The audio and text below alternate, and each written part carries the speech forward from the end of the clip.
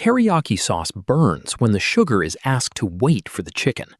If sweet sauce goes into a hot pan while the meat is still raw, it reduces, sticks, and turns harsh before dinner is cooked.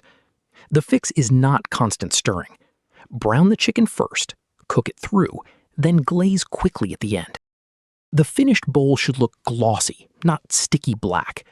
The sauce should coat the chicken and drip lightly into the rice. The rice catches the glaze, and something fresh, like cucumber, greens, or scallion, keeps the bowl from tasting heavy.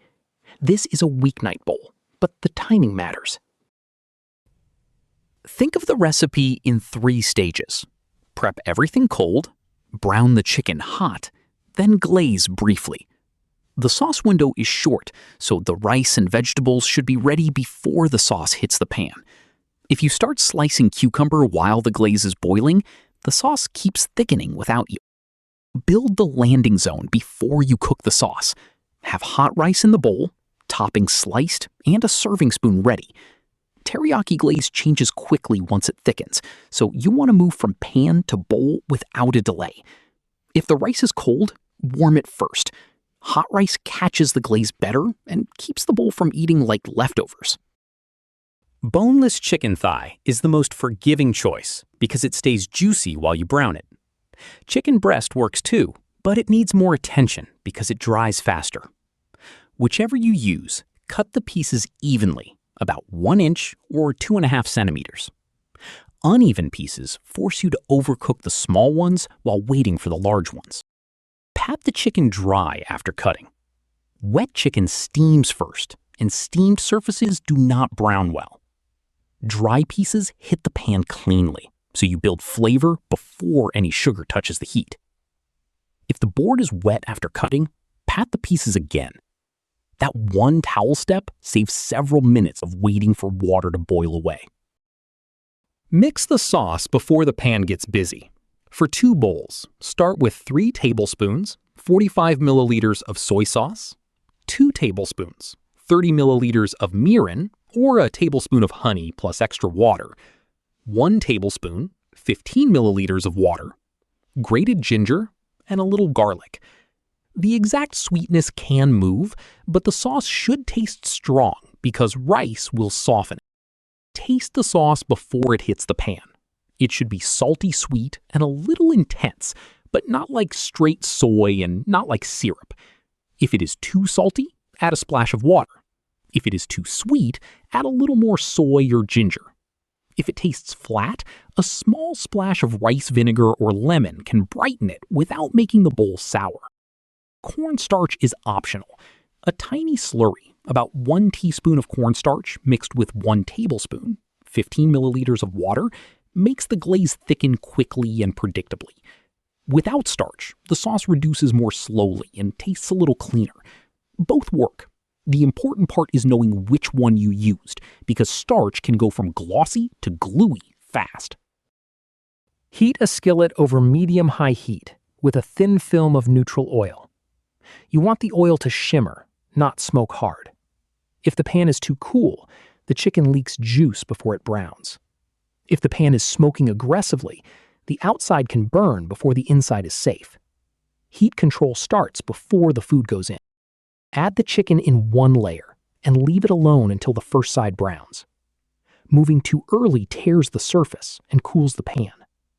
Do not crowd it. If the pieces touch too tightly, they leak juice into each other and the pan turns into a shallow poach. For a small pan, cook in 2 batches rather than forcing everything in. Turn the pieces once the first side has color, then cook the chicken through before adding sauce.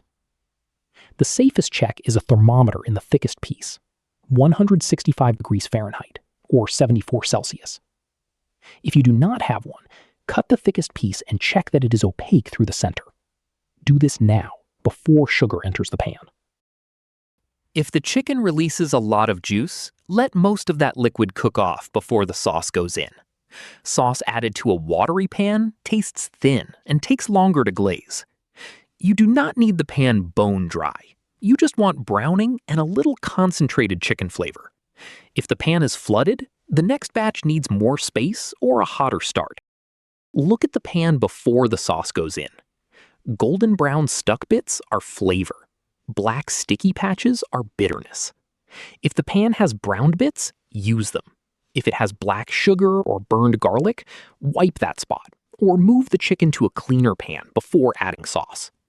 Sauce will dissolve whatever is there, good or bad, so choose what you want in the glaze.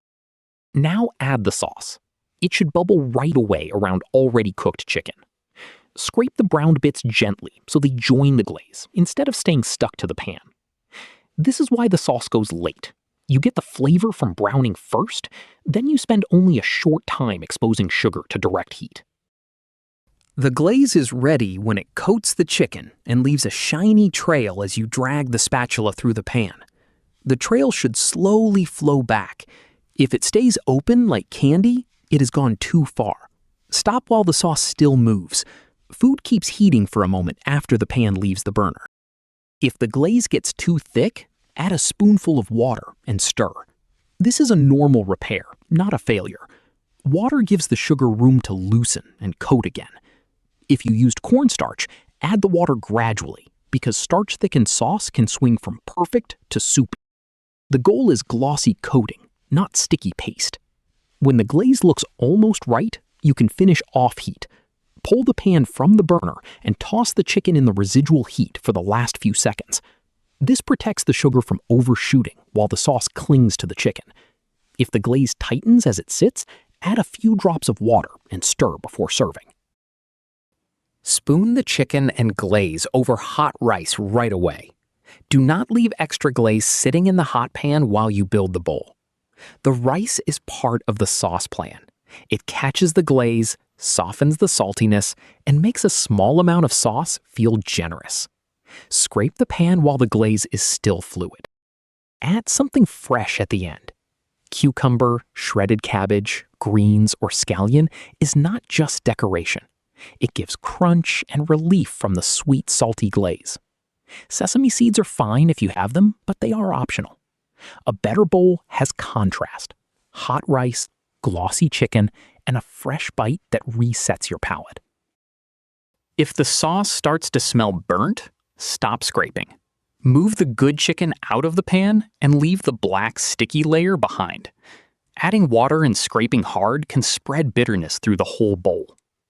If the chicken is fine, but the glaze is ruined, make a quick small sauce in a clean pan and coat the chicken there. Cleanup tells you whether the timing worked. A late glaze leaves sticky residue that softens with hot water. An early sugary sauce leaves a hard, dark layer that fights the sponge. That difference is not just about dishes. It is proof that sugar spent too long on heat. Next time, brown longer before adding sauce, then glaze shorter. The order is the recipe. Mix the sauce first, dry the chicken, brown it with space, cook it through, drive off excess juice, then add sauce late and glaze briefly. If your teriyaki tasted burnt, the sauce went in too early or reduced too far. Keep sugar out of the pan until the chicken is ready and the bowl stays glossy.